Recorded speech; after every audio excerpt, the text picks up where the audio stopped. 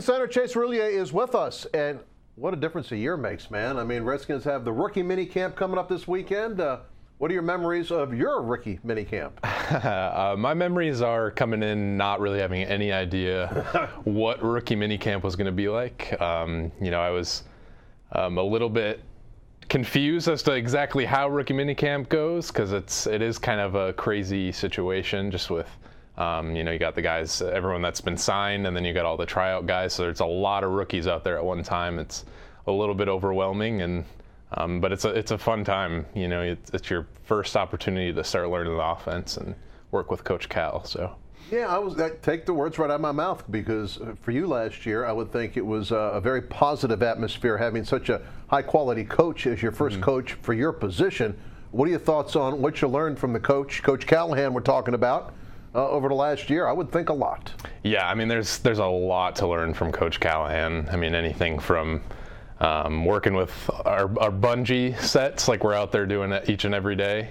Learning to be quick on our pass sets or stay rooted in our run blocking. There's so many different things that I've learned from Callahan, and rookie minicamp was a great time to start learning all that stuff.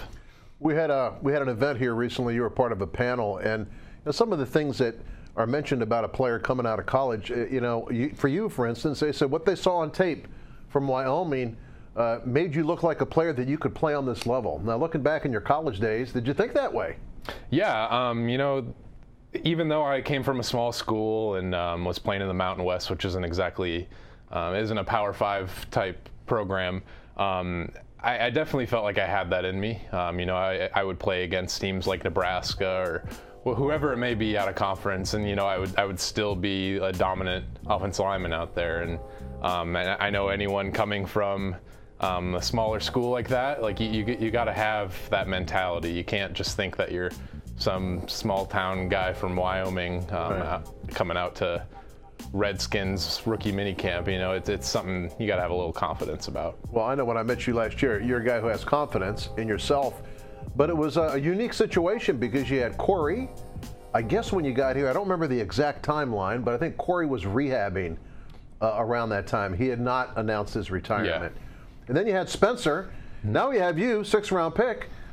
Did you learn from those guys? Did they mentor you? And ultimately you became the starter. What was that whole process like for you? Yeah, they helped me out tremendously. Obviously Spencer being the starting guy when I came in, he had a lot to teach me, and he was really helpful for me. And then when I first got here, Corey was doing some interning and stuff, so he was able to give me a lot of tips and tricks kind of behind the scenes. After Coach Callahan would say something, Corey would give you a little extra input after too. And that was very helpful, having 2 veteran guys to help with every little thing that I've been doing out there, and just little techniques and different mental things to learn as well. The repetition during camp and during practice seems just ridiculously boring to me. But for you guys, those reps, I mean, it's almost like you're trying, trying to teach your body to almost go without thinking? I mean, what is the repetition factor? And a lot of folks probably don't know what I'm talking about, but you're almost doing the same thing, the snap after snap after snap. What is that training about? It's a lot of muscle memory. If you can train your body to do something consistently over and over again until you don't have to think about it much, that's the ideal situation. Because if you're out there and your body's been trained to do something a certain way, you're going to be able to do it much faster because you're not thinking about it like you are when you're practicing it in minicamp or in OTAs, whatever it may be.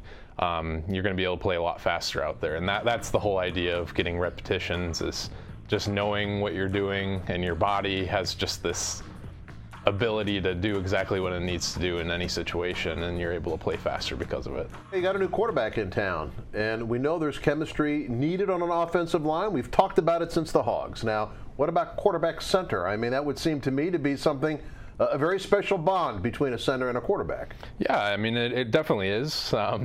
Alex will be closer to me than anyone out there. It's quite obvious that.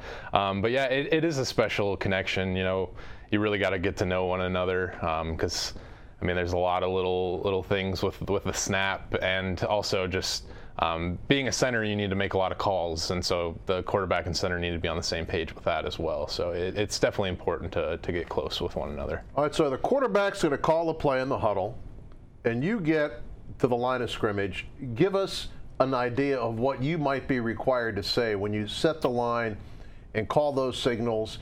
And, you know, we always see somebody pointing towards the middle backer. Mike, just let the fans behind the curtain a little bit. What's going on when you got to do what you got to do? So right off the bat, you're calling out the defensive front, whether that be a 4-down front or an odd front, and then you're pointing out the mic. And by pointing out the mic, you're allowing every other offensive lineman on the line to make their calls on that play. So whether it's a pass play or a run play, once you initially make that mic call, everyone can make their calls off of that. So you need to make sure you're able to get that out there quickly so that everyone can make their calls. Quarterback cadence, something that we see. I mean, you know, Peyton Manning, I guess, is the one who's the loudest and the most recognizable back in the day with Omaha. How do you get used to that? Is that part of the repetitious progress? Do you practice that? Yeah, you know, that's a process in itself. The first couple days that we were working with Alex, you know, it's a little bit of a change, just a little bit of a different tempo in the way he goes through the cadence. Because we need to be able to get off the ball fast, and we need to know exactly how he's going to say it each and every time. And so that's a little bit of a learning process, and it took us a couple days to get that down. In practice, you know, there's some growing pains with that initially, but it's just something that a few reps, it doesn't really take much. You get to know your quarterback's cadence pretty easily, and you know, we've already gotten to know Alex's. There's a lot of growing still to do over the summer. When we get to minicamp, get to training camp, you sort of look like you put on some muscle. What were some of your goals off season?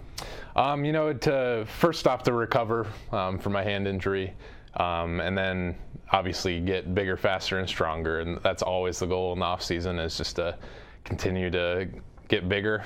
You know, that's a big thing as an offensive lineman, is to be able to hold your weight in there, and then faster as well, because you need quick feet and quick hands. What are your thoughts about the year, man, as we wrap it up with Chase Roullier, center for the Redskins? You've got a season that we know what the schedule is like. You've got some new components. You've got some youth. Got a new running back, new defensive lineman. You're a pretty smart guy. In fact, I mistook you as a banker about a week ago here at one of the events in Redskins Park. What's your outlook on the season, man? I'm just excited to see this team go out there.